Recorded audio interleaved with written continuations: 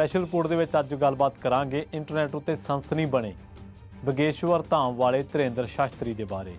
और नहीं कोई उठ सकता। ਧਿਰੇਂਦਰ ਸ਼ਾਸਤਰੀ ਕਿਵੇਂ ਸਾਈਕਲ ਦੇ ਉੱਤੇ ਚੜਦਾ ਤੇ ਅੱਜ ਪ੍ਰਾਈਵੇਟ ਜੈਟ ਦੇ ਵਿੱਚ ਸਫ਼ਰ ਕਰਦਾ ਹੈ। जाओ आशीर्वाद है। ਧਿਰੇਂਦਰ ਸ਼ਾਸਤਰੀ ਇੰਟਰਨੈਟ ਸਨਸਨੀ ਕਿਵੇਂ ਬਣਿਆ। बोलिए यही है जी गुरु जी यही है।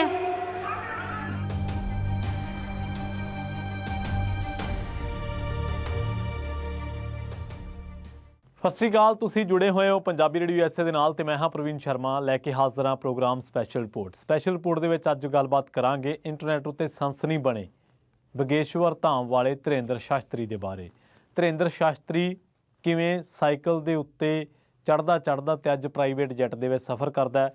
ਧਿਰੇਂਦਰ ਸ਼ਾਸਤਰੀ ਇੰਟਰਨੈਟ ਸਨਸਨੀ ਕਿਵੇਂ ਬਣਿਆ, ਕਿਵੇਂ ਧਿਰੇਂਦਰ ਸ਼ਾਸਤਰੀ ਉੱਤੇ ਇੱਕ ਸਮੇਂ ਦੋਸ਼ ਲੱਗਦੇ ਸਨ, ਸਿਆਸੀ ਲੋਕ ਦੋਸ਼ ਲਾਉਂਦੇ ਸਨ, ਪਰ ਕਾਂਗਰਸੀ ਬੰਦੇ ਦੀ ਸ਼ਹਿ ਤੋਂ ਬਾਅਦ ਧਿਰੇਂਦਰ ਸ਼ਾਸਤਰੀ ਮੂਹਰੇ ਗੋਡੇ ਟੇਕਣ ਵਾਲਿਆਂ ਦੇ ਵਿੱਚ ਕੇਂਦਰੀ ਮੰਤਰੀ ਵੀ ਸ਼ਾਮਲ ਹੋ ਗਏ। ਕਿਵੇਂ ਧਿਰੇਂਦਰ ਸ਼ਾਸਤਰੀ 25 ਰੁਪਏ 20 ਰੁਪਈਆਂ ਵਾਲੇ ਪਾਣੀ ਦੇ ਕੈਨ ਦੇ ਵਿੱਚੋਂ 5 ਰੁਪਏ ਕਮਿਸ਼ਨ ਮੰਗਦਾ ਹੁੰਦਾ ਸੀਗਾ ਤੇ ਅੱਜ ਧਿਰੇਂਦਰ ਸ਼ਾਸਤਰੀ ਇੰਟਰਨੈਟ ਤੇ ਸਨਸਨੀ ਹੈ। ਧਿਰੇਂਦਰ ਸ਼ਾਸਤਰੀ ਨੂੰ ਮੰਨਣ ਵਾਲੇ ਲੋਕ ਇਕੱਲੇ ਭਾਰਤ ਦੇ ਵਿੱਚ ਨਹੀਂ ਹੈ, ਵੱਖ-ਵੱਖ ਹਿੱਸਿਆਂ ਦੇ ਵਿੱਚ ਨਹੀਂ ਹੈ, ਲੰਡਨ ਤੱਕ ਉਹਦੇ ਪੂਜਕ ਨੇ। ਧਿਰੇਂਦਰ ਸ਼ਾਸਤਰੀ ਦੀ ਰਾਮਦੇਵ ਨਾਲ ਯਾਰੀ ਕੀ ਹੈ ਤੇ ਧਿਰੇਂਦਰ ਸ਼ਾਸਤਰੀ ਦਾ ਇੱਥੋਂ ਤੱਕ ਦਾ ਸਫ਼ਰ ਕਿਵੇਂ ਹੈ, ਕਿਵੇਂ ਇੰਟਰਨੈਟ ਉੱਤੇ ਚੀਜ਼ਾਂ ਸਮਝ ਸੋਚ ਕੇ ਪਾ ਕੇ ਅਪਲੋਡ ਕਰਕੇ ਧਿਰੇਂਦਰ ਸ਼ਾਸਤਰੀ ਦੀਆਂ ਟੀਮਾਂ ਉਹ ਸਨਸਨੀ ਫੈਲਾ ਚੁੱਕੀਆਂ ਨੇ। ਸੋ ਗੱਲਬਾਤ ਕਰਾਂਗੇ। ਜਿੱਥੇ ਆਸਥਾ ਅੰਨੀ ਹੋਵੇ, ਆਸਥਾ ਪਾਕ ਹੋਵੇ, ਪਵਿੱਤਰ ਹੋਵੇ, ਇੱਕ ਗੱਲ ਵੱਖਰੀ ਹੈ, ਪਰ ਜਿੱਥੇ ਆਸਥਾ ਅੰਨੀ ਹੋਵੇ ਤੇ ਉੱਪਰੋਂ ਇੰਟਰਨੈਟ ਦਾ ਜ਼ਮਾਨਾ ਹੋਵੇ ਤੇ ਲੋਕ ਤੁਹਾਡੇ ਮਗਰ ਲੱਗਦੇ ਹੋਣ ਤਾਂ ਫੇਮਸ ਹੋਣਾ ਕੋਈ ਔਖਾ ਕੰਮ ਨਹੀਂ ਹੈ। ਧਿਰੇਂਦਰ ਸ਼ਾਸਤਰੀ ਜਿਹੜਾ ਬਗੇਸ਼ਵਰ ਧਾਮ ਵਾਲਾ ਆਪਣੇ ਆਪ ਨੂੰ ਕਥਿਤ ਤੌਰ 'ਤੇ ਕਹਿੰਦਾ ਕਿ ਮੈਂ ਲੋਕਾਂ ਦੀਆਂ ਭਾਵਨਾਵਾਂ ਸਮਝਦਾ ਜਾਂ ਲੋਕਾਂ ਦੀ ਕਿਸਮਤ ਦੱਸ ਸਕਦਾ ਜਾਂ ਮੈਂ ਲੋਕ ਜੋ ਮੇਰੇ ਕੋਲ ਸਮੱਸਿਆਵਾਂ ਲੈ ਕੇ ਆਉਂਦੇ ਨੇ ਉਹ ਕਾਗਜ਼ 'ਤੇ ਪਹਿਲਾਂ ਹੀ ਲਿਖ ਦਿੰਦਾ। ਇੱਕ ਕਾਂਗਰਸੀ ਆਗੂ ਗਿਆ ਸੀ ਧਿਰੇਂਦਰ ਸ਼ਾਸਤਰੀ ਦੇ ਕੋਲੇ ਪਹਿਲਾਂ, ਪਰ ਅੱਜ ਕੱਲ੍ਹ ਧਿਰੇਂਦਰ ਸ਼ਾਸਤਰੀ ਭਾਜਪਾਈਆਂ ਦਾ ਬੜਾ ਹਰਮਨ ਪਿਆਰਾ ਹੋਇਆ ਪਿਆ। ਧਿਰੇਂਦਰ ਸ਼ਾਸਤਰੀ ਜਿਹਨੂੰ ਕੋਈ ਜਾਣਦਾ ਵੀ ਨਹੀਂ ਸੀ, ਕਿਵੇਂ 25 ਜਨਵਰੀ 2023 ਤੋਂ ਬਾਅਦ ਧਿਰੇਂਦਰ ਸ਼ਾਸਤਰੀ ਹਿੰਦੂ ਰਾਸ਼ਟਰ ਵਾਲਾ ਬਿਆਨ ਦਿੰਦਾ ਹੈ। ਜਿਵੇਂ ਨੇਤਾ ਜੀ ਸੁਭਾਸ਼ ਚੰਦਰ ਬੋਸ ਕਹਿੰਦੇ ਸੀਗੇ ਕਿ ਤੁਸੀਂ ਮੈਨੂੰ ਖੂਨ ਦਿਓ ਮੈਂ ਤੁਹਾਨੂੰ ਆਜ਼ਾਦੀ ਦਿਆਂਗਾ, ਧਿਰੇਂਦਰ ਸ਼ਾਸਤਰੀ ਸੇਮ ਉਸੇ ਪੈਟਰਨ 'ਤੇ ਕਹਿੰਦਾ ਕਿ ਤੁਸੀਂ ਮੈਨੂੰ ਖੂਨ ਦਿਓ ਮੈਂ ਤੁਹਾਨੂੰ ਹਿੰਦੂ ਰਾਸ਼ਟਰ ਲੈ ਕੇ ਦਿਆਂਗਾ। ਪਰ ਇੱਥੇ ਜੇਕਰ ਕੋਈ ਹੋਰ ਕਿਸੇ ਰਾਸ਼ਟਰ ਦੀ ਮੰਗ ਕਰਦਾ, ਆਪਣੇ ਵੱਖਰੇ ਦੇਸ਼ ਦੀ ਮੰਗ ਕਰਦਾ ਤਾਂ ਉਹਦੇ 'ਤੇ ਪਰਚੇ ਠੋਕ ਦਿੱਤੇ ਜਾਂਦੇ। ਪਰ ਧਿਰੇਂਦਰ ਸ਼ਾਸਤਰੀ ਉੱਤੇ ਕੀ ਕਾਰਵਾਈ ਹੋਈ, ਇੱਕ ਵੱਡਾ ਸਵਾਲ ਹੈ। ਧਿਰੇਂਦਰ ਸ਼ਾਸਤਰੀ ਦੇ ਦਰਬਾਰ ਦੇ ਵਿੱਚ ਆਉਣ ਵਾਲੀ ਇੱਕ ਉੱਤਰ ਪ੍ਰਦੇਸ਼ ਦੀ ਕੁੜੀ ਲਾਪਤਾ ਹੋ ਜਾਂਦੀ ਹੈ, ਪਰ ਇਹ ਖਬਰਾਂ ਦੱਬੀਆਂ ਕਿਉਂ ਰਹਿ ਜਾਂਦੀਆਂ। ਧਿਰੇਂਦਰ ਸ਼ਾਸਤਰੀ ਬਾਰੇ ਹੋਰ ਬੜੇ ਸਨਸਨੀਖੇਜ਼ ਖੁਲਾਸੇ ਨੇ, ਗੱਲਬਾਤ ਇਸ ਰਿਪੋਰਟ ਦੇ ਵਿੱਚ ਕਰਾਂਗੇ। ਪਰ ਉਸ ਤੋਂ ਪਹਿਲਾਂ ਤੁਹਾਨੂੰ ਯਾਦ ਹੋਣਾ ਆਸਾ ਰਾਮ ਦੀ ਜਦੋਂ ਗੁੱਡੀ ਚੜ੍ਹੀ ਹੋਈ ਸੀ, ਜਦੋਂ ਆਸਾ ਰਾਮ ਤੋਂ ਕਈ ਰਾਜਾਂ ਦੇ ਮੁੱਖ ਮੰਤਰੀ ਭੈ ਖਾਂਦੇ ਸੀ, ਡਰ ਖਾਂਦੇ ਸੀ, ਤਾਂ ਉਸੇ ਆਸਾ ਰਾਮ ਨੂੰ ਫਿਰ ਟੰਗਿਆ ਗਿਆ ਕਿਉਂਕਿ ਲੋੜ ਪੂਰੀ ਹੋ ਚੁੱਕੀ ਸੀ। ਇਸੇ ਤਰੀਕੇ ਨਾਲ ਬਾਅਦ ਦੇ ਵਿੱਚ ਆਪਾਂ ਦੇਖਿਆ ਕਿ ਆਪਣੇ ਆਪ ਨੂੰ ਕਹਿੰਦੇ ਕਹਾਉਂਦੇ ਵੱਡੇ ਇੱਥੇ ਵੱਖ-ਵੱਖ ਕੇਸਾਂ ਦੇ ਵਿੱਚ ਟੰਗੇ ਗਏ। ਇੱਕ ਗੱਲ ਇਹ ਵੀ ਹੈ ਕਿ ਇਸ ਜ਼ਮਾਨੇ ਇਸ ਸਮਾਜ ਦੇ ਵਿੱਚ ਜਿਹੜਾ ਵੀ ਕਥਿਤ ਪਖੰਡੀ ਆਪਣੇ ਆਪ ਨੂੰ ਪੇਸ਼ ਕਰਕੇ ਅੱਗੇ ਵੱਧਦਾ, ਸਨਸਨੀ ਫੈਲਾਉਂਦਾ, ਇੰਟਰਨੈਟ 'ਤੇ ਵਾਇਰਲ ਹੁੰਦਾ, ਤਾਂ ਫਿਰ ਬਾਅਦ ਦੇ ਵਿੱਚ ਉਹ ਕਈ ਵਾਰੀ ਸਿਆਸੀ ਸੰਦ ਵੀ ਬਣ ਕੇ ਰਹਿ ਜਾਂਦਾ। ਧਿਰੇਂਦਰ ਸ਼ਾਸਤਰੀ ਬਗੇਸ਼ਵਰ ਧਾਮ ਦੇ ਬਾਰੇ ਗੱਲਬਾਤ ਕਰਾਂਗੇ। 26 ਸਾਲ ਦਾ ਧਿਰੇਂਦਰ ਸ਼ਾਸਤਰੀ ਹੈ ਤੇ ਉਹ ਇੱਕ ਵਾਰੀ ਫਿਰ ਚਰਚਾ ਦੇ ਵਿੱਚ ਹੈ। ਕਾਰਨ ਇਹ ਹੈ ਕਿ ਅੰਧ ਵਿਸ਼ਵਾਸ ਫੈਲਾਉਣ ਦੇ ਇਲਜ਼ਾਮ ਲੱਗਦੇ ਨੇ ਤੇ ਮੀਡੀਆ ਕਵਰੇਜ। ਇੰਨਾ ਹੀ ਨਹੀਂ, ਧਿਰੇਂਦਰ ਸ਼ਾਸਤਰੀ 'ਤੇ ਜੋ ਇਲਜ਼ਾਮ ਲੱਗ ਰਹੇ ਨੇ ਉਹਨਾਂ 'ਤੇ ਧਿਰੇਂਦਰ ਸ਼ਾਸਤਰੀ ਦੇ ਜਵਾਬ ਵੀ ਚਰਚਾ ਦੇ ਵਿੱਚ ਨੇ। ਇਹ ਪਹਿਲੀ ਵਾਰ ਨਹੀਂ ਹੈ ਜਦੋਂ ਧਿਰੇਂਦਰ ਸ਼ਾਸਤਰੀ ਖਬਰਾਂ ਦੇ ਵਿੱਚ ਹੋਵੇ। ਉਹਦਾ ਤਾੜੀ ਵਜਾਉਣ ਦਾ ਅੰਦਾਜ਼, ਪਰਚੇ ਉੱਤੇ ਭਗਤਾਂ ਦੇ ਸਵਾਲ ਲਿਖ ਕੇ ਦੇਣਾ, ਸਨਾਤਨ ਧਰਮ ਦੀਆਂ ਗੱਲਾਂ ਕਰਨਾ, ਚਮਤਕਾਰ ਦਿਖਾਉਣਾ, ਕੇਂਦਰੀ ਮੰਤਰੀਆਂ ਨੂੰ ਅਸ਼ੀਰਵਾਦ ਦੇਣਾ, ਅਜੀਬ ਜਿਹਾ ਵਰਤੀਰਾ, ਵਿਵਾਦਤ ਬਿਆਨ ਤੇ ਜ਼ਮੀਨ ਉੱਤੇ ਕਬਜ਼ੇ ਦੇ ਇਲਜ਼ਾਮ ਧਿਰੇਂਦਰ ਸ਼ਾਸਤਰੀ ਦੀਆਂ ਕੁਝ ਜਿਹੜੀ ਸ਼ਖਸੀਅਤ ਪੇਸ਼ ਕੀਤੀ ਜਾ ਰਹੀ ਹੈ ਉਹਦੇ ਬਾਰੇ ਕੁਝ ਅਹਿਮ ਪਰਤਾਂ ਖੋਲ੍ਹਦੇ ਨੇ। ਕੱਲ੍ਹ ਸਾਈਕਲ 'ਤੇ ਜਿਸ ਬੰਦੇ ਦਾ ਪਰਿਵਾਰ, ਜਿਹਦੇ ਕੋਲ 2 ਡੰਗ ਦੀ ਰੋਟੀ ਦਾ ਵੀ ਜਿਹੜਾ ਪਰਿਵਾਰ ਆਵਾਜ਼ਾਰ ਸੀ, ਅੱਜ ਉਹ ਪ੍ਰਾਈਵੇਟ ਜੈਟ 'ਤੇ ਘੁੰਮ ਰਿਹਾ। ਤਾਂ ਇਹ ਜਰਨੀ ਕੀ ਹੈ, ਯਾਤਰਾ ਕੀ, ਇਹਦੇ ਬਾਰੇ ਕੁਝ ਸਨਸਨੀਖੇਜ਼ ਗੱਲਾਂ ਤੁਹਾਨੂੰ ਦੱਸਾਂਗੇ। ਪਾਣੀ ਦਾ ਕੈਨ ਵਾਲੀ ਸਟੋਰੀ ਕੀ ਹੈ ਅਸਲ ਦੇ ਵਿੱਚ, ਪਾਣੀ ਦੇ ਕੈਨ 'ਤੇ ਕਮਿਸ਼ਨ ਕੀ ਸੀਗਾ। ਅਸਲ ਦੇ ਵਿੱਚ ਧਿਰੇਂਦਰ ਸ਼ਾਸਤਰੀ ਜਿਵੇਂ ਧਿਰੇਂਦਰ ਸ਼ਾਸਤਰੀ ਦਾ ਕੰਮ ਵੱਧਦਾ ਜਾ ਰਿਹਾ, ਉਵੇਂ ਉਵੇਂ ਗੜਾ ਜਿੱਥੇ ਇਹਦਾ ਬਗੇਸ਼ਵਰ ਧਾਮ ਬਣਾਇਆ ਹੋਇਆ ਮੱਧ ਪ੍ਰਦੇਸ਼ ਦੇ ਵਿੱਚ, ਗੜਾ ਦੇ ਵਿੱਚ ਵੀ ਲੋਕਾਂ ਦੇ ਆਉਣਾ ਜਾਣਾ ਵੱਧ ਗਿਆ ਤਾਂ ਵਪਾਰਕ ਕੰਮਕਾਰ ਵੱਧ ਗਿਆ, ਜ਼ਮੀਨਾਂ ਮਹਿੰਗੀਆਂ ਹੋ ਗਈਆਂ ਨੇ। ਜਨਵਰੀ 2023 ਦੀ ਇੱਕ ਘਟਨਾ ਹੈ, ਇੱਕ ਵਾਕਿਆ। ਗੜਾ ਦੀਆਂ ਦੁਕਾਨਾਂ ਦੇ ਵਿੱਚ ਪਾਣੀ ਦੀ ਸਪਲਾਈ ਇੱਕ ਨੇੜਲੇ ਇਲਾਕੇ ਤੋਂ ਹੁੰਦੀ ਹੈ ਤੇ ਪਾਣੀ ਦਾ ਵੱਡਾ ਕੈਨ 20 ਰੁਪਏ ਦਾ ਮਿਲਦਾ ਹੈ। ਇਲਜ਼ਾਮ ਇਹ ਹੈ ਕਿ ਧੀਰੇਂਦਰ ਸ਼ਾਸਤਰੀ ਦੀ ਟੀਮ ਦੇ ਲੋਕਾਂ ਨੇ 20 ਰੁਪਏ ਦੇ ਇੱਕ ਕੈਨ ਮਗਰ 5 ਰੁਪਏ ਕਮਿਸ਼ਨ ਮੰਗਿਆ। ਗੜਾ ਪਿੰਡ ਦੇ ਇੱਕ ਬੰਦੇ ਨੇ ਦੱਸਿਆ ਕਿ ਇਸ ਬਾਰੇ ਸਥਾਨਕ ਲੋਕਾਂ ਨੇ ਸੋਸ਼ਲ ਮੀਡੀਆ ਤੇ ਪੋਸਟ ਲਿਖੀ। ਉਸ ਵੇਲੇ ਜਿਹੜੇ ਲੋਕਾਂ ਦੇ ਨਾਲ ਵਿਵਾਦ ਹੋਇਆ ਸੀ ਉਹਨਾਂ ਨੇ ਮਾਫੀ ਮੰਗੀ ਤੇ ਪੋਸਟ ਡਿਲੀਟ ਵੀ ਕੀਤੀ। ਉਹ ਕਹਿੰਦੇ ਮਹਾਰਾਜ ਜੀ ਦਾ ਵੀ ਫੋਨ ਆ ਗਿਆ ਸੀ ਤਾਂ ਇਹ ਵਿਵਾਦ ਹੁਣ ਸੁਲਝ ਗਿਆ। ਸੋ ਇੱਥੋਂ ਅੰਦਾਜ਼ਾ ਲਾ ਸਕਦੇ ਹੋ ਕਿ ਧੀਰੇਂਦਰ ਸ਼ਾਸਤਰੀ ਦਾ ਜਿਹੜਾ ਸਾਮਰਾਜ ਆ ਗੜਾ ਦੇ ਵਿੱਚ, ਧੀਰੇਂਦਰ ਸ਼ਾਸਤਰੀ ਤੋਂ ਲੋਕ ਖੌਫ ਕਿਉਂ ਖਾਂਦੇ ਨੇ। ਬਾਅਦ ਦੇ ਵਿੱਚ ਜਦੋਂ ਧੀਰੇਂਦਰ ਸ਼ਾਸਤਰੀ ਦੀ ਟੀਮ ਦੇ ਨਾਲ ਇਸ ਬਾਬਤ ਗੱਲਬਾਤ ਕੀਤੀ ਗਈ ਤਾਂ ਉਹ ਕਹਿੰਦੇ ਕਿ ਮਹਾਰਾਜ ਜੀ ਹਾਲੇ ਸਾਡੇ ਬਾਹਰ ਹੈ ਤੇ ਅਸੀਂ ਜਦੋਂ ਸ਼ਾਮ ਨੂੰ ਪਰਤਣਗੇ ਤਾਂ ਉਦੋਂ ਗੱਲ ਹੋ ਸਕੂਗੀ। ਕੁਝ ਦਿਨ ਪਹਿਲਾਂ ਰਾਮਦੇਵ ਨੇ ਧੀਰੇਂਦਰ ਸ਼ਾਸਤਰੀ ਦਾ ਬਚਾਅ ਕੀਤਾ ਸੀ। ਕਿ ਤੁਹਾਨੂੰ ਸਮਝ ਆਇਆ ਕਿ ਰਾਮਦੇਵ ਨੇ ਧੀਰੇਂਦਰ ਸ਼ਾਸਤਰੀ ਦਾ ਬਚਾਅ ਕਿਉਂ ਕੀਤਾ? ਨਹੀਂ ਸਮਝ ਆਇਆ, ਹੁਣ ਦੱਸਦੇ ਹਾਂ ਕਿਉਂ ਕੀਤਾ। ਅਸਲ ਦੇ ਵਿੱਚ ਜਿਵੇਂ ਜਿਵੇਂ ਭਾਰਤ ਦੇ ਵਿੱਚ ਇੰਟਰਨੈਟ ਦੀ ਵਰਤੋਂ ਵੱਧ ਰਹੀ ਹੈ ਉਹਦਾ ਫਾਇਦਾ ਧੀਰੇਂਦਰ ਸ਼ਾਸਤਰੀ ਨੂੰ ਮਿਲਿਆ। ਧੀਰੇਂਦਰ ਸ਼ਾਸਤਰੀ ਦੇ ਵੀਡੀਓ YouTube, WhatsApp ਤੇ ਫੇਰ ਸੰਸਕਾਰ ਚੈਨਲ ਰਾਹੀਂ ਵੱਡੀ ਗਿਣਤੀ ਲੋਕਾਂ ਦੇ ਵਿੱਚ ਪਹੁੰਚੇ। ਸੋਸ਼ਲ ਮੀਡੀਆ ਨੇ ਵੀ ਅਹਿਮ ਭੂਮਿਕਾ ਅਦਾ ਕੀਤੀ। ਧੀਰੇਂਦਰ ਦੇ ਜ਼ਿਆਦਾਤਰ ਵੀਡੀਓਜ਼ ਲੱਖਾਂ ਦੇ ਵਿੱਚ ਵਿਊਜ਼ ਨੇ। YouTube ਉੱਤੇ 37 ਲੱਖ ਤੋਂ ਜ਼ਿਆਦਾ ਸਬਸਕ੍ਰਾਈਬਰ ਨੇ ਤੇ 3 ਸਾਲ ਦੇ ਵਿੱਚ 54 ਕਰੋੜ ਤੋਂ ਜ਼ਿਆਦਾ ਵਿਊਜ਼ ਨੇ। ਫੇਸਬੁੱਕ ਉੱਤੇ ਬਗੇਸ਼ਵਰ ਧਾਮ ਦੇ 30 ਲੱਖ, ਟਵਿੱਟਰ ਉੱਤੇ 60,000 ਤੇ ਇੰਸਟਾਗ੍ਰਾਮ ਉੱਤੇ 2 ਲੱਖ ਤੋਂ ਜ਼ਿਆਦਾ ਫੋਲੋਅਰਸ ਨੇ। ਧੀਰੇਂਦਰ ਸ਼ਾਸਤਰੀ ਤੇ ਬਾਬਾ ਬਗੇਸ਼ਵਰ ਧਾਮ ਦੀ ਟੀਮ ਇੰਟਰਨੈਟ ਨੂੰ ਕਿੰਨਾ ਸਮਝਦੀ ਹੈ ਇਹਦੇ ਬਾਰੇ ਤੁਹਾਨੂੰ ਦੱਸਣਾ ਬਣਦਾ। ਪਰ ਕੁਝ ਦਿਨ ਪਹਿਲਾਂ ਕੀ ਹੋਇਆ ਅਸਲ ਦੇ ਵਿੱਚ, ਜਨਵਰੀ ਮਹੀਨੇ ਦੇ ਵਿੱਚ ਇਹਨਾਂ ਦੀ ਇੱਕ ਵੈਬਸਾਈਟ ਹੈ। ਵੈਬਸਾਈਟ ਵੀ ਗੂਗਲ ਸਰਚ ਨੂੰ ਧਿਆਨ ਦੇ ਵਿੱਚ ਰੱਖ ਕੇ ਡਿਜ਼ਾਈਨ ਕੀਤੀ ਹੋਈ ਹੈ।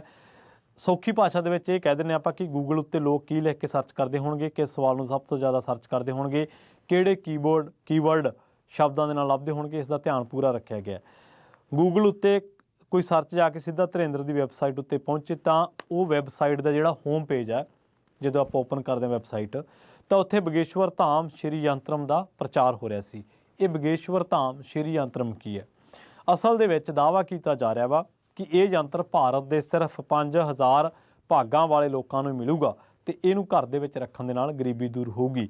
ਰਜਿਸਟ੍ਰੇਸ਼ਨ ਕਰਨ ਦੇ ਲਈ ਕਲਿੱਕ ਕਰਵਾਇਆ ਜਾਂਦਾ ਤੇ ਉੱਥੇ ਬੰਦਾ ਫਿਰ ਆਪਣਾ ਫੋਨ ਨੰਬਰ ਲਿਖਦਾ ਤੇ ਫਿਰ ਨਾਮ ਲਿਖਦਾ ਤੇ ਸੰਸਕਾਰ ਟੀਵੀ ਦੀ ਵੈਬਸਾਈਟ ਉੱਤੇ ਅਕਾਊਂਟ ਬਣ ਜਾਂਦਾ। ਇੱਥੋਂ ਲਿੰਕ ਸ਼ੁਰੂ ਹੁੰਦਾ ਰਾਮਦੇਵ ਦੇ ਨਾਲ। ਸੰਸਕਾਰ ਟੀਵੀ ਕਿਹਦਾ? ਸੰਸਕਾਰ ਟੀਵੀ ਉਹੀ ਟੀਵੀ ਹੈ ਜਿਹਦਾ ਮਾਲਕ ਯੋਗ ਗੁਰੂ ਤੇ ਉਦਯੋਗਪਤੀ ਰਾਮਦੇਵ ਹੈ। ਵਿਵਾਦਾਂ ਦੇ ਵਿੱਚ ਘਿਰੇ ਧੀਰੇਂਦਰ ਦੇ ਸਮਰਥਨ ਦੇ ਵਿੱਚ ਰਾਮਦੇਵ ਵੀ ਆਏ। ਰਾਮਦੇਵ ਨੇ ਕਿਹਾ ਹਰ ਤਾਂ ਪਖੰਡ ਲੱਭਣਾ ਨਹੀਂ ਚਾਹੀਦਾ। YouTube ਦੇ ਥੰਬਨੇਲ ਦੇ ਵਿੱਚ ਵੀ ਇਹ ਪੂਰੀ ਨਿਗਾਹ ਰੱਖੀ ਜਾਂਦੀ ਹੈ ਜਾਂ ਉਹਨੂੰ ਆਈ ਕੈਚਰ ਕਿਵੇਂ ਬਣਾਇਆ ਜਾਵੇ ਇਹ ਵੀ ਪੂਰਾ ਖਿਆਲ ਰੱਖਿਆ ਜਾਂਦਾ ਹੈ। ਤੁਸੀਂ ਬਗੇਸ਼ਵਰ ਧਾਮ ਦੇ YouTube ਦੇ ਵੀਡੀਓਜ਼ ਦੇ ਉੱਤੇ ਨਜ਼ਰ ਮਾਰੋਗੇ ਤਾਂ ਸਰਚ ਅਤੇ ਲੋਕਾਂ ਦੇ ਮਿਜ਼ਾਜ ਨੂੰ ਧਿਆਨ ਦੇ ਵਿੱਚ ਰੱਖ ਕੇ ਬਣਾਏ ਗਏ ਲੱਗਦੇ ਨੇ।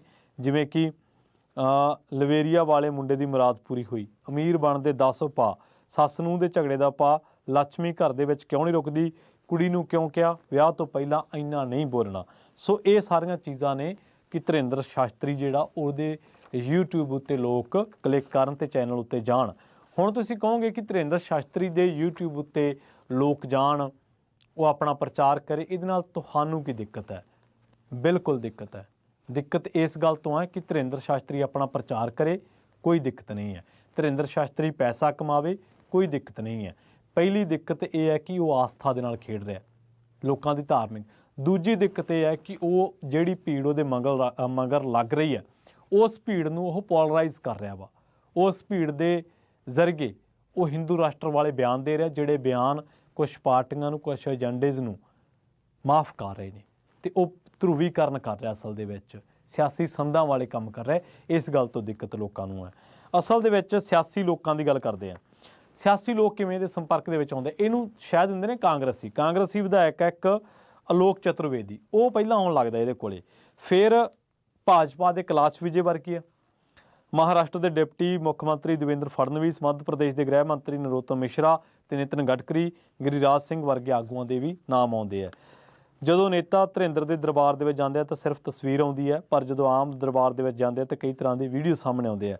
ਲਗਭਗ ਸਾਰੇ ਵੀਡੀਓਜ਼ ਦੇ ਵਿੱਚ ਸ਼ਰਧਾਲੂ ਧਿਰੇਂਦਰ ਦੇ ਲਿਖੇ ਪਰਚੇ, ਦੱਸੇ ਸਵਾਲ ਤੇ ਹੱਲ ਤੋਂ ਸੰਤੁਸ਼ਟ ਦਿਖਦੇ ਆ। ਧਿਰੇਂਦਰ ਇਹਨਾਂ ਤੋਂ ਪੁੱਛਦੇ ਵੀ ਨੇ ਕਿ ਧਾਮ ਦੇ ਵਿੱਚ ਆਉਣ ਤੋਂ ਬਾਅਦ ਕਿੰਨੀ ਜ਼ਿੰਦਗੀ ਬਦਲੀ। ਮਤਲਬ ਇੱਕ ਪੂਰਾ ਸੈੱਟ ਪੈਟਰਨ ਹੈ ਕਿ ਜਿਹਨੂੰ ਧਿਰੇਂਦਰ ਸ਼ਾਸਤਰੀ ਪੁੱਛਦਾ ਵਾ, 26 ਸਾਲਾਂ ਦੇ ਨੌਜਵਾਨ ਹੈ, ਕਿ ਬਈ ਤੈਨੂੰ ਕੀ ਦਿੱਕਤ ਹੈ, ਤਾਂ ਉਸ ਤੋਂ ਪਹਿਲਾਂ ਧਿਰੇਂਦਰ ਸ਼ਾਸਤਰੀ ਆਪਣੇ ਅੰਦਾਜ਼ ਦੇ ਵਿੱਚ ਤਾੜੀ ਮਾਰ ਕੇ, ਜਾਂ ਕਹਿ ਲਓ ਕਿ ਇੱਕ ਆਪਣੀ ਜੋ ਨੋਟ ਤੇ ਲਿਖ ਰਿਹਾ ਹੁੰਦਾ ਤਾਂ ਉਹਨੂੰ ਦੱਸ ਦਿੰਦਾ ਕਿ ਤੂੰ ਆਹ ਚੀਜ਼ਾਂ ਕਰਕੇ ਮੇਰੇ ਕੋਲ ਆਇਆ ਤੇ ਇਹਦਾ ਮੈਂ ਹੱਲ ਕਰਕੇ ਦਿਆਂਗਾ। ਧਿਰੇਂਦਰ ਸ਼ਾਸਤਰੀ ਜਿਹੜਾ ਉਹ ਇਹਨਾਂ ਚੀਜ਼ਾਂ ਨੂੰ ਚੰਗੀ ਤਰ੍ਹਾਂ ਸਮਝਦਾ ਕਿ ਲੋਕਾਂ ਨੂੰ ਫੋਲੋ ਕਰਨ ਕਿਵੇਂ ਲਾਇਆ ਜਾਵੇ। ਇਸੇ ਕਰਕੇ ਐਵੇਂ ਥੋੜ੍ਹੋ 30 ਲੱਖ ਸਬਸਕ੍ਰਾਈਬਰ, ਐਵੇਂ ਥੋੜ੍ਹੋ 55 ਕਰੋੜ ਵਿਊਜ਼ ਹੋ ਗਏ ਉਹਦੇ ਚੈਨਲ ਤੇ। ਧਿਰੇਂਦਰ ਸ਼ਾਸਤਰੀ ਕਦੇ ਬੜਾ ਗਰੀਬ ਸੀ। ਧਿਰੇਂਦਰ ਸ਼ਾਸਤਰੀ ਇੰਨਾ ਅਮੀਰ ਨਹੀਂ ਸੀ ਜਿੰਨਾ ਅੱਜ ਉਹ ਕਦੇ ਸਾਈਕਲ ਤੇ ਸੀ, ਅੱਜ ਪ੍ਰਾਈਵੇਟ ਜੈਟ ਉੱਤੇ ਸਫ਼ਰ ਕਰਦਾ। ਤਾਂ ਧਿਰੇਂਦਰ ਸ਼ਾਸਤਰੀ ਕੁਝ ਸਾਲਾਂ ਦੇ ਵਿੱਚ ਹੀ ਹੋਇਆ, ਪਰ ਲੋਕ ਕਹਿੰਦੇ ਨੇ ਕਿ ਜਦੋਂ ਤੋਂ ਇਹਨੇ ਹਿੰਦੂ ਰਾਸ਼ਟਰ ਵਾਲਾ ਬਿਆਨ ਦਿੱਤਾ ਤਾਂ ਧਿਰੇਂਦਰ ਸ਼ਾਸਤਰੀ ਦੇ ਚਾਹੁਣ ਵਾਲਿਆਂ ਦੇ ਵਿੱਚ ਵੱਡੀ ਗਿਣਤੀ ਦਾ ਵਾਧਾ ਹੋਇਆ ਤੇ ਇਹ ਵਾਧਾ ਬੇਤਹਾਸ਼ਾ ਜਾਰੀ ਹੈ, ਬਿਨਾਂ ਕਿਸੇ ਰੋਕ ਟੋਕ ਦੇ। ਧਿਰੇਂਦਰ ਸ਼ਾਸਤਰੀ ਰਹਿੰਦਾ ਕਿੱਥੇ ਆ? ਖੁਜਰਾਹੋ ਤੋਂ ਦੂਰ 35 ਕਿਲੋਮੀਟਰ ਪਿੰਡ ਹੈ ਗੜਾ। ਇਸ ਪਿੰਡ ਦੇ ਵਿੱਚ ਰਾਮ ਕਿਰਪਾਲ ਤੇ ਸਰੋਜ ਦੇ ਘਰ ਸਾਲ 1996 ਦੇ ਵਿੱਚ ਧਿਰੇਂਦਰ ਪੈਦਾ ਹੁੰਦੇ ਨੇ। ਧਿਰੇਂਦਰ ਘਰ ਤੋਂ ਸਕੂਲ ਦੇ ਲਈ ਨਿਕਲਦੇ ਨੇ ਪਰ ਮੰਦਰ ਪਹੁੰਚ ਜਾਂਦੇ ਆ। ਛੋਟੀ ਉਮਰ ਤੋਂ ਹੀ ਧੋਤੀ ਕੁੜਤਾ ਪਹਿਨਣ ਲੱਗ ਪੈਂਦਾ। ਸਥਾਨਕ ਲੋਕਾਂ ਦਾ ਕਹਿਣਾ ਹੈ ਕਿ ਧਿਰੇਂਦਰ ਗਰੀਬ ਪਰਿਵਾਰ ਤੋਂ ਹੈ ਤੇ ਕਈ ਵਾਰੀ ਪਰਿਵਾਰ ਨੂੰ ਮੰਗ ਕੇ ਖਾਣਾ ਪੈਂਦਾ ਸੀ। ਧਿਰੇਂਦਰ ਸ਼ਾਸਤਰੀ ਦੀ ਵੈਬਸਾਈਟ ਕਹਿੰਦੀ ਹੈ ਕਿ ਧਿਰੇਂਦਰ ਸ਼ਾਸਤਰੀ ਦਾ ਬਚਪਨ ਤੰਗ ਹਾਲੀ ਦੇ ਵਿੱਚ ਗੁਜ਼ਰਿਆ।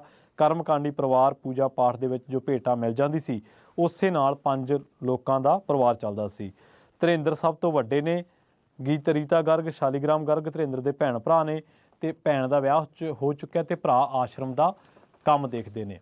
ਕਈ ਜਿਹੜੇ ਨਿਊਜ਼ ਐਨਾਲਿਸਟ ਨੇ ਉਹ ਇਸ ਗੱਲ ਦਾ ਵੀ ਦਾਅਵਾ ਕਰਦੇ ਨੇ ਕਿ ਧਿਰੇਂਦਰ ਸ਼ਾਸਤਰੀ ਦਾ ਜਿੱਥੇ ਇਹ ਸਾਰਾ ਬਣਿਆ ਹੋਇਆ ਜੋ ਡੇਰਾ ਕਹਿ ਲਓ ਜਾਂ ਥਾਂ ਕਹਿ ਲਓ, ਉੱਥੋਂ ਦੀ ਪਾਰਕਿੰਗ ਦੀ ਰੋਜ਼ਾਨਾ ਹਜ਼ਾਰਾਂ ਰੁਪਏ ਦੀ ਆਮਦਨ ਹੈ ਤੇ ਧਿਰੇਂਦਰ ਸ਼ਾਸਤਰੀ ਦੇ ਇਹ ਖਾਤੇ ਦੇ ਵਿੱਚ ਜਾਂਦੀ ਹੈ।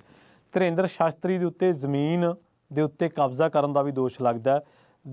ਇਹ ਵੀ ਕਿਹਾ ਗਿਆ ਆਰ.ਡੀ. ਪ੍ਰਜਾਪਤੀ ਨੇ, ਉਹ ਕਹਿੰਦੇ ਪਿੰਡ ਦੇ ਵਿੱਚ ਇੱਕ ਇਲਜ਼ਾਮ ਸੀ, ਤਲਾਬ ਸੀਗਾ, ਸ਼ਮਸ਼ਾਨ ਸੀ, ਉਹਦੇ ਉੱਤੇ ਕਬਜ਼ਾ ਕਰ ਲਿਆ ਗਿਆ। ਪਿੰਡ ਦੇ ਕਮਿਊਨਿਟੀ ਭਵਨ ਉੱਤੇ ਵੀ ਕਬਜ਼ਾ ਹੈ। ਇਹ ਇੱਕ ਅਜਿਹਾ ਇਲਾਕਾ ਵਾ ਜਿੱਥੇ ਕੁਰੀਤੀਆਂ ਤੇ ਅੰਧ ਵਿਸ਼ਵਾਸ ਅੱਜ ਵੀ ਹੈ। 5 ਰੁਪਏ ਦੇ ਲਾਗਤ ਨੂੰ 5000 ਕਦੇ 55,000 ਰੁਪਏ ਦੇ ਵਿੱਚ ਵੀ ਦੇਣਾ ਸ਼ੁਰੂ ਕੀਤਾ ਤੇ ਇਸੇ ਤਰ੍ਹਾਂ ਕਰੋੜਾਂ ਦੇ ਵਿੱਚ ਖੇਡ ਖੇਡੇ ਗਏ ਤੇ ਇਸ ਤਰ੍ਹਾਂ ਦਾ ਧੰਦਾ ਚੱਲਣ ਲੱਗਿਆ। ਧਿਰੇਂਦਰ ਸ਼ਾਸਤਰੀ ਉੱਤੇ ਲੱਗੇ ਇਹਨਾਂ ਇਲਜ਼ਾਮਾਂ ਨੂੰ ਕਈ ਜਦੋਂ ਉੱਥੋਂ ਦੇ ਲੋਕਾਂ ਦੇ ਨਾਲ ਸੰਪਰਕ ਕਰੀਦਾ ਤਾਂ ਉਹ ਆਪਣਾ ਮਿਲਿਆ ਜੁਲਿਆ ਪ੍ਰਤੀਕਰਮ ਦਿੰਦੇ ਆ। ਹੁਣ ਆਉਣਾ ਕਿ ਧਿਰੇਂਦਰ ਸ਼ਾਸਤਰੀ ਦੇ ਦਰਬਾਰ 'ਚ ਆਈ ਕੁੜੀ ਲਾਪਤਾ ਹੋਈ, ਉਸ ਮਸਲੇ ਤੇ ਪਤਾ ਲੱਗਿਆ ਕਿ ਉੱਤਰ ਪ੍ਰਦੇਸ਼ ਦੇ ਦੇਵਰੀਆ ਜ਼ਿਲ੍ਹੇ ਦੇ ਦੇਵਕਲੀ ਜੈਰਾਮ ਨਿਵਾਸੀ ਓਮ ਪ੍ਰਕਾਸ਼ ਮੌਰੀਆ ਦੀ ਪੁੱਤਰੀ ਨੀਰਜ ਮੌਰੀਆ 12 ਫਰਵਰੀ ਤੋਂ ਲਾਪਤਾ ਹੈ। ਪਿਤਾ ਓਮ ਪ੍ਰਕਾਸ਼ ਦੇ ਮੁਤਾਬਕ ਉਹ ਪ੍ਰੇਤ ਦਰਬਾਰ ਬਗੇਸ਼ਵਰ ਧਾਮ ਤੋਂ ਗੁੰਮ ਹੋਈ, ਲਾਪਤਾ ਹੋਈ। ਉਹਨੇ ਕਿਹਾ ਕਿ ਉਸ ਦੇ ਬਾਰੇ ਕੋਈ ਵੀ ਸੂਚਨਾ ਮਿਲੇ ਤਾਂ ਸਾਨੂੰ ਤੁਸੀਂ ਜ਼ਰੂਰ ਦੱਸਣਾ ਹੈ। ਬਗੇਸ਼ਵਰ ਧਾਮ ਤੋਂ ਲੋਕਾਂ ਤੇ ਸਮਾਨ ਤੋਂ ਗਾਇਬ ਹੋਣ ਦਾ ਪਹਿਲਾ ਮਾਮਲਾ ਨਹੀਂ ਹੈ। ਇਸ ਤੋਂ ਪਹਿਲਾਂ ਵੀ ਇਸ ਤਰ੍ਹਾਂ ਦੀਆਂ ਘਟਨਾਵਾਂ ਸਾਹਮਣੇ ਆ ਚੁੱਕੀਆਂ ਨੇ। ਹਾਲ ਹੀ ਦੇ ਵਿੱਚ ਬਗੇਸ਼ਵਰ ਧਾਮ ਦੇ ਵਿੱਚ ਹੋਈ ਪ੍ਰੈਸ ਕਾਨਫਰੰਸ ਦੇ ਦਿਨ 2 ਗੱਡੀਆਂ ਵੀ ਗਾਇਬ ਹੋ ਗਈਆਂ। ਇਹ ਜਿਹੜੇ ਤੱਥ ਨੇ, ਇਹਨਾਂ ਤੱਥਾਂ ਨੂੰ ਲਿਆ ਗਿਆ BBC ਤੋਂ, ਇਹਨਾਂ ਤੱਥਾਂ ਨੂੰ ਲਿਆ ਗਿਆ ਅਮਰ ਉਜਾਲਾ ਤੋਂ, ਇਹਨਾਂ ਤੱਥਾਂ ਨੂੰ ਲਿਆ ਗਿਆ ਕੁਝ ਟਵੀਟਸ ਤੋਂ, ਇਹਨਾਂ ਤੱਥਾਂ ਨੂੰ ਲਿਆ ਗਿਆ ਕੁਝ ਨਿਊਜ਼ ਐਨਾਲਿਸਟ ਦੇ ਵਿਚਾਰਾਂ ਤੋਂ, ਇਹਨਾਂ ਤੱਥਾਂ ਨੂੰ ਲਿਆ ਗਿਆ ਕੁਝ ਲੀਡਰਾਂ ਦੇ ਬਿਆਨਾਂ ਤੋਂ। ਹਾਲਾਂਕਿ ਲੀਡਰਾਂ ਦੇ ਬਿਆਨ ਤਾਂ ਤੁਹਾਨੂੰ ਪਤਾ, ਉਹ ਤਾਂ ਕਹਿੰਦੇ ਮੇਰੇ ਬਿਆਨ ਨੂੰ ਤੋੜ ਮੋੜ ਕੇ ਪੇਸ਼ ਕੀਤਾ ਗਿਆ ਸੀ, ਪਰ ਬਹੁਤ ਸਾਰੀਆਂ ਗੱਲਾਂ ਤਥਾਤਮਕ ਨੇ। ਕਦੇ ਸਾਈਕਲ ਤੇ ਚੜ੍ਹਨ ਵਾਲਾ ਧਿਰੇਂਦਰ ਸ਼ਾਸਤਰੀ ਅੱਜ ਕਿਵੇਂ ਪ੍ਰਾਈਵੇਟ ਜੈਟ ਤੱਕ ਪਹੁੰਚ ਗਿਆ? ਧਿਰੇਂਦਰ ਸ਼ਾਸਤਰੀ ਉੱਤੇ ਪਾਣੀ ਦੇ ਕੈਨ ਦੇ ਵਿੱਚ 5 ਰੁਪਏ ਦੇ ਕਮਿਸ਼ਨ ਦੇ ਇਲਜ਼ਾਮ ਕਿਵੇਂ ਲੱਗੇ? ਧਿਰੇਂਦਰ ਸ਼ਾਸਤਰੀ ਨੂੰ ਇੰਟਰਨੈਟ ਉੱਤੇ ਸਨਸਨੀ ਕਿਹਨੇ ਬਣਾਇਆ? ਧਿਰੇਂਦਰ ਸ਼ਾਸਤਰੀ ਨੂੰ ਸੰਸਕਾਰੀ TV ਨਾਲ ਜੁੜ ਕੇ ਧਿਰੇਂਦਰ ਸ਼ਾਸਤਰੀ ਦੇ ਕਾਰੋਬਾਰ ਦੇ ਵਿੱਚ ਕਿਵੇਂ ਇਜ਼ਾਫਾ ਹੋਇਆ? ਆਪਾਂ ਦੇਖਿਆ ਕਿ ਰਾਮਦੇਵ ਵੀ ਅੱਜ ਕੱਲ੍ਹ ਸਿਆਸੀ ਸੰਦ ਹੈ। ਰਾਮਦੇਵ ਵੀ ਪੋਲਰਾਈਜੇਸ਼ਨ ਦਾ ਪੂਰਾ ਕੰਮ ਕਰਦਾ ਹੈ, ਤਾਂ ਠੀਕ ਧਿਰੇਂਦਰ ਸ਼ਾਸਤਰੀ ਵੀ ਉਸੇ ਤਰੀਕੇ ਦਾ ਕੰਮ ਕਰਦਾ ਹੈ। ਧਿਰੇਂਦਰ ਸ਼ਾਸਤਰੀ ਵੀ ਜਨਵਰੀ ਮਹੀਨੇ 2023 ਦੇ ਵਿੱਚ ਹਿੰਦੂ ਰਾਸ਼ਟਰ ਬਾਰੇ ਬਿਆਨ ਦਿੰਦਾ ਕਿ ਤੁਸੀਂ ਮੈਨੂੰ ਖੂਨ ਦਿਓ, ਮੈਂ ਤੁਹਾਨੂੰ ਹਿੰਦੂ ਰਾਸ਼ਟਰ ਲੈ ਕੇ ਦਿਆਂਗਾ। ਇੱਕ ਕਥਿਤ ਇੰਟਰਵਿਊ ਦਾ ਪ੍ਰੋਗਰਾਮ ਚੱਲਦਾ, ਇੱਕ ਬੜਾ ਵੱਡੀ ਉਮਰ ਦਾ ਜਰਨਲਿਸਟ ਹੈ, ਆਪਣੇ ਆਪ ਨੂੰ ਜਰਨਲਿਸਟ ਕਹਿਣ ਵਾਲਾ ਬੰਦਾ, ਉਹ ਆ ਕੇ ਅਦਾਲਤ ਲਾਉਂਦਾ ਵਾ, ਇੱਕ ਜੱਜ ਬਿਠਾਈ ਹੁੰਦੀ ਹੈ ਤੇ ਅਦਾਲਤ ਦੇ ਵਿੱਚ ਉਹ ਸਵਾਲ ਪੁੱਛਦਾ ਤੇ ਉਹਦੇ ਸਾਰੇ ਸਵਾਲ ਤੁਸੀਂ ਦੇਖੋਗੇ ਤਾਂ ਉਹ ਅਗਲੇ ਨੂੰ ਕਾਊਂਟਰ ਕੁਐਸਚਨ ਘੱਟ ਤੇ ਅਗਲੇ ਨੂੰ ਇਸ ਤਰੀਕੇ ਨਾਲ ਜ਼ਿਆਦਾ ਕਿ ਉਹ ਆਪਣੀ ਗੱਲ ਬੜੇ ਮਾਰ ਕੇ ਵਾਲੇ ਤਰੀਕੇ ਨਾਲ ਤੇ ਬੜੇ ਧੜੱਲੇ ਦੇ ਨਾਲ ਕਹਿ ਸਕੇ।